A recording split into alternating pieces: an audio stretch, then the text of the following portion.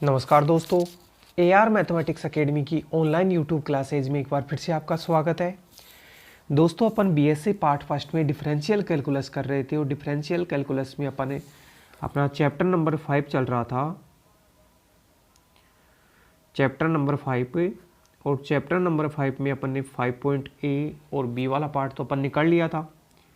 अब जो 5th C है उसके बारे में मैं आपको थोड़ा सा समझाता हूँ, थोड़ी सा इसका थ्योरेटिकल पार्ट समझाता हूँ, उसके बाद में इसके क्वेश्चन आंसर से कंटिन्यू करेंगे। तो सबसे पहले तो अपना 5C में जो पहला टॉपिक आता है वो है टोटल डिफरेंशियल कोफिशिएंट।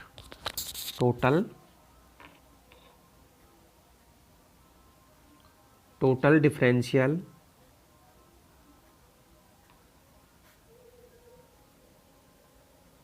कोफिशिएंट।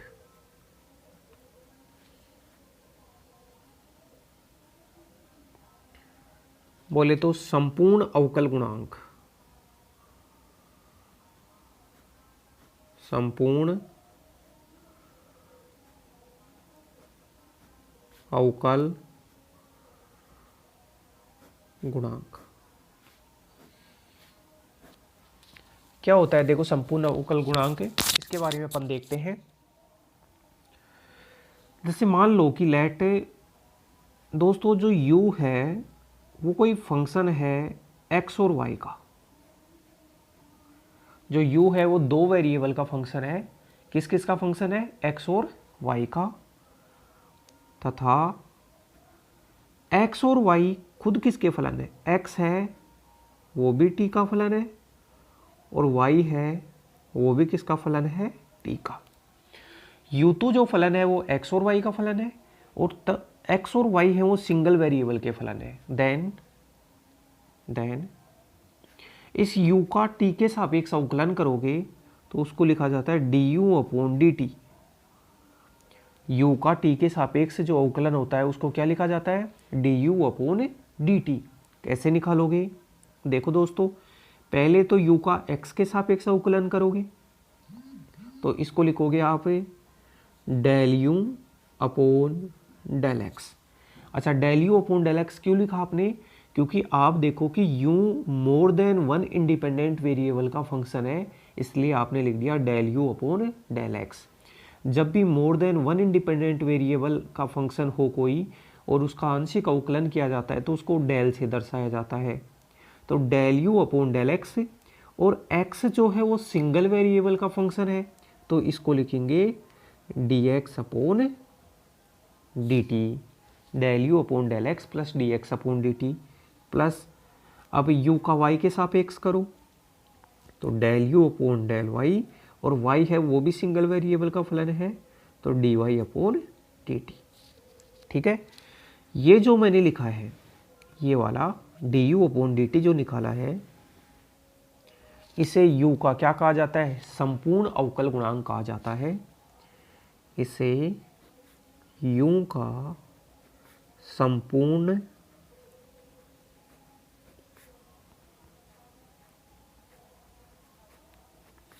अवकल गुणांक कहा जाता है। इसे u का संपूर्ण अवकल गुणांक कहा जाता है।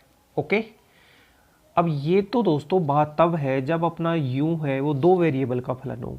मान लो कुछ ऐसा हो जाता है, इफ यदि u है वो m वेरिएबल का फलन है, x1 x2 x3 और xm। u है वो m वेरिएबल का फलन है तथा ये जो सारे के सारे वेरिएबल हैं x1 x2 एंड xm समस्त किसके फलन है? ये t के फलन है। t के ये सारे के सारे t के फलन है। u तो m वेरिएबल का फलन है और ये सारे के सारे t के फलन है। देन अगर आपको du/dt निकालना है जिसको u का टोटल डिफरेंशियल कोफिशिएंट कहा जाता है du/dt, तो देखो कैसे निकलेगा दोस्तों।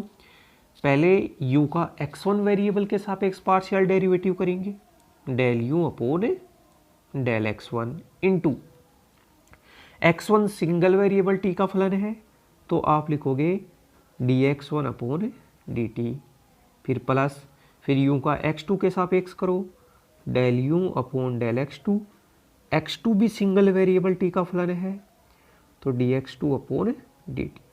ये प्रोसेस कंटिन्यू रखो, फिर u का m के सापेक्ष करोगे, del u upon del xm, और m है वो t सिंगल वेरिएबल t का फलन है तो dxm अपॉन dt। तो ये जो भी लिखा है इसको u का टोटल डिफरेंशियल कोफिशिएंट कहा जाता है जब u m वेरिएबल का फंक्शन होता है। इसको u का टोटल डिफरेंशियल कोफिशिएंट कहा जाता है। दोस्तों आप इसको कॉपी कीजिए, फिर इसके आगे अपन बढ़ते हैं।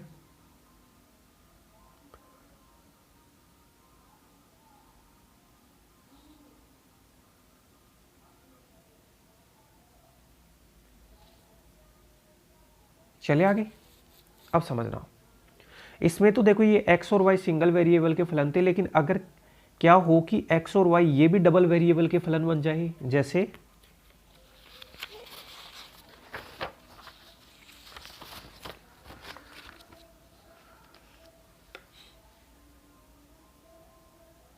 जैसे देखो, अगर ऐसा हो कि u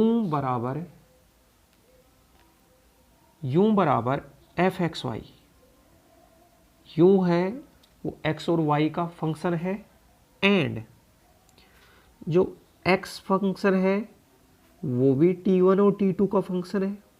अभी तो सिंगल वेरिएबल का फंक्शन लिख रहे थे, अब की बार इसको डबल वेरिएबल का फंक्शन लिख दिया, और y है वो भी फंक्शन किसका है, t1 t2 का है।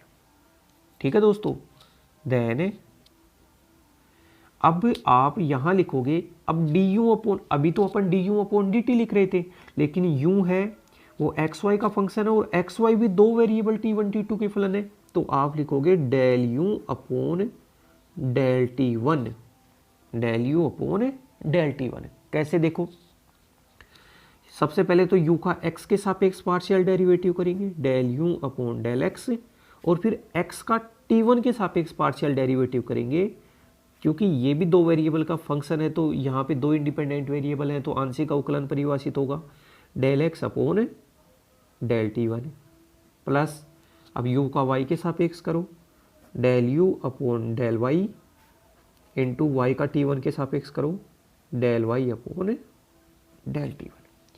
ऐसे तो अपना निकलता है del u upon del t1।